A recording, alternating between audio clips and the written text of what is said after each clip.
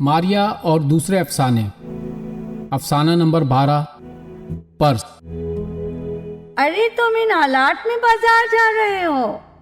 अहमद बता रहा था कि कल फिर एक मुहाजिर लड़के को कटी पहाड़ी के इलाके में सिर्फ इसलिए कत्ल कर दिया गया कि वो गलती से उनके इलाके में चला गया था।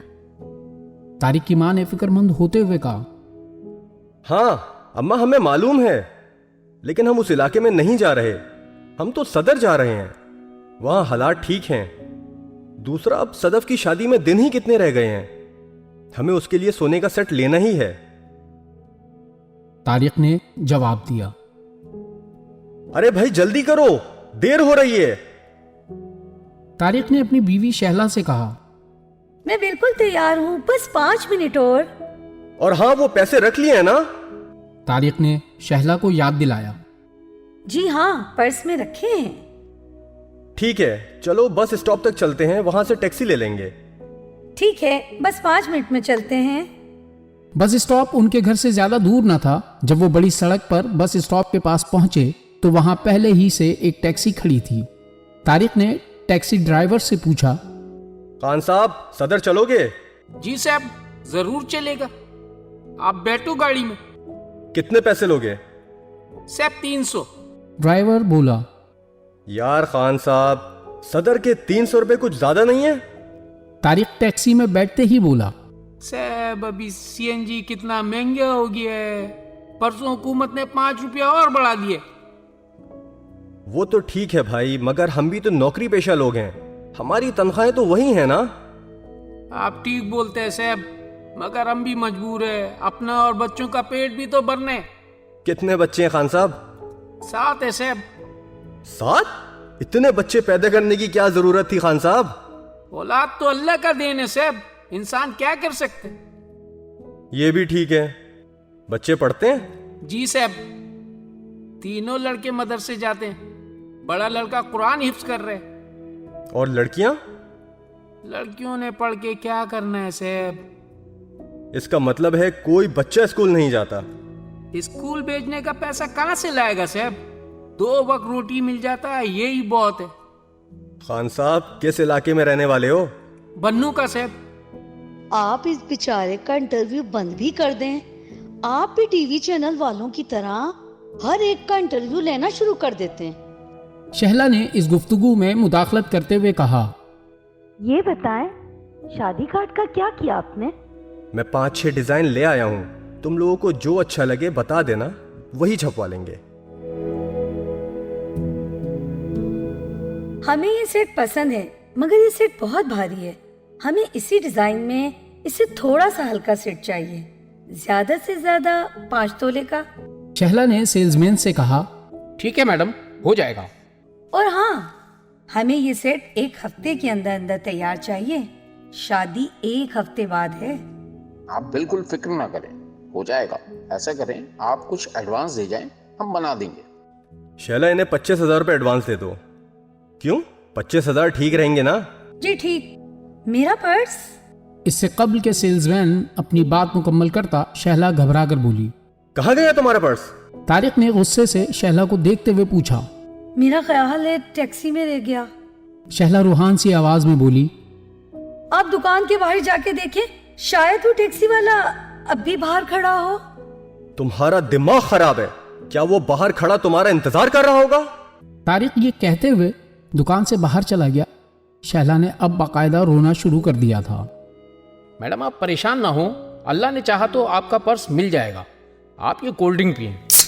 सेल्समैन ने 7 अप की बोतल शहला की तरफ बढ़ाते हुए कहा। कुछ देर बाद तारिक दुकान में दाखिल होते हुए बोला, टैक्सी वाले का दूर दूर तक पता नहीं है। सॉरी, हमने आपका वक्त बर्बाद कर दिया। तारिक ने सेल्समैन से कहा, सर कोई बात नहीं, यह हादसा तो किसी के साथ भी हो सकता है, अल्लाह करे आपका पर्स आपको वापस मिल जाए। चलो घर चलें, अब कुछ नहीं हो सकता। तारिक शहला का हाथ पकड़ते हुए बोला, मेरा मोबाइल भी तो मेरे पर्स में था, आप मेरे नंबर पे डायल करके देखें, शायद वो फोन उठाए। शहला पुरुम्मीद लहजे में बोली, अच्छा, मैं फोन करके देखता हूं। तारिक ने अपनी पैंट की जेब से फोन निकाला और शहला का नंबर डायल कर दिया।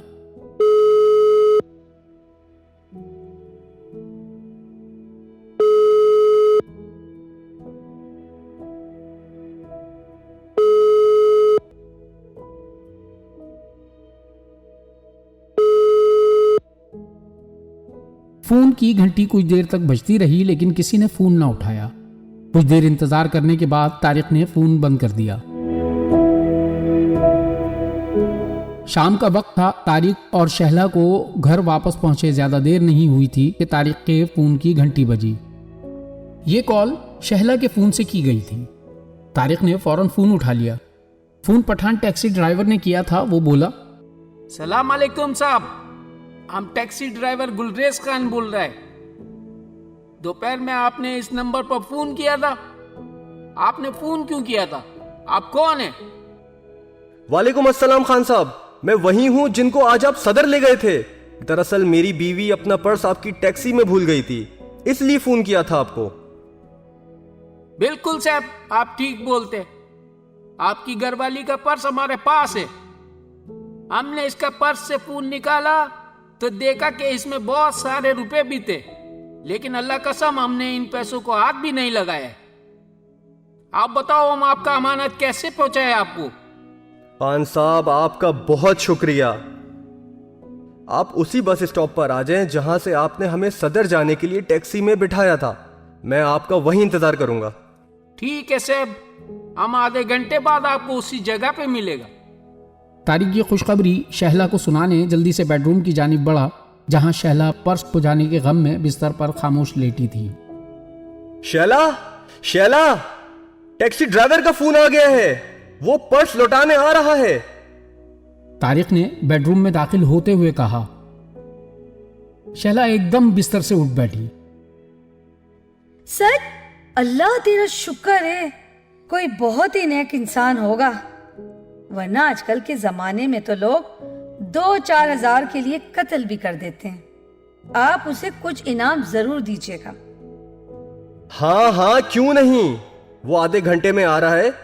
क्या 1000 रुपए ठीक रहेंगे? तारिक ने पूछा। आप भी कमाल करते हैं, कम से कम 2000 रुपए तो दें। वो इतनी बड़ी रकम वापस करने आ रहा है। मेरा तो मोबाइल फोन ही 30,000 रुपए का है। अच्छा ठीक है, 2000 ही दे दूंगा। अब तुम तो बिस्तर से उठो। जब से घर आई हो मुंह लपेटे बिस्तर पर पड़ी हो। चलो उठो, मुझे जल्दी से 1 कप चाय बना कर दो, फिर मुझे पर्स लेने भी जाना है।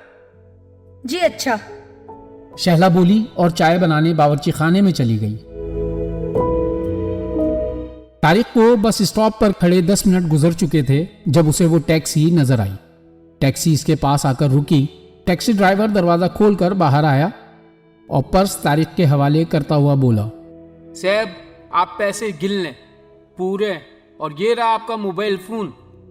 नहीं खान साहब, कैसी बात करते हैं आप? गिनने की क्या जरूरत है, पूरे ही होंगे। खान साहब आपका बहुत शुक्रिया। तारिक ने खान साहब के हाथ से पर्स और मोबाइल लेते हुए कहा।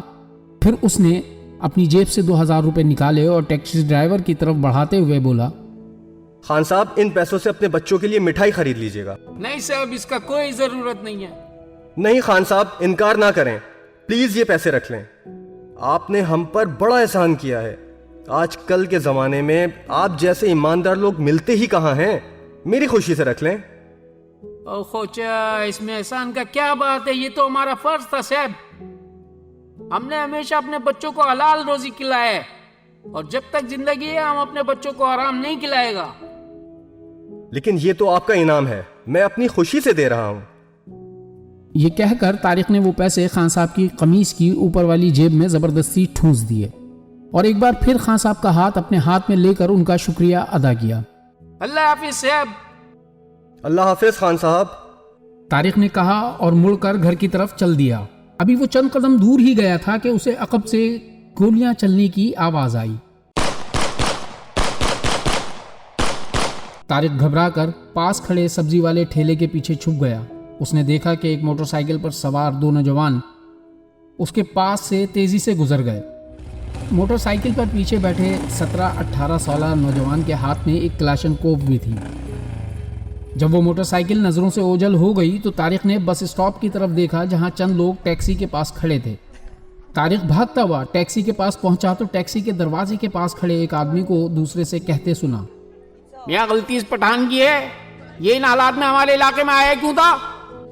ये कहकर उस आदमी ने पान की पीक फुटपाथ पर थूकी, जिसकी छींटें तारिक की पैंट के पांचों पर पड़ी। तारिक ने देखा कि गुलरेज खान की खून में लथपथ लाश टैक्सी की सीट पर पड़ी थी।